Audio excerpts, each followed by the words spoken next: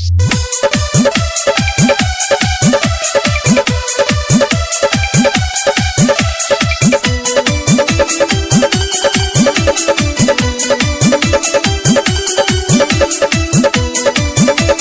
हाँ दोस्तों, हो जाइए रेडी, क्योंकि आपको बता दें कि एक और Kesari Lal Yadav trending hit machine एक और धमाकेदार सॉन्ग लेकर आ गए हैं, जिसका टाइटल है गरम मसाला।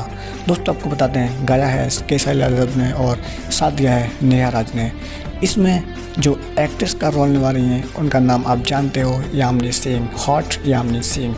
दोस्तों गाना लिखा है भागीरथ पाठक ने और म्यूजिक दिया है आपके शुभम आर ने।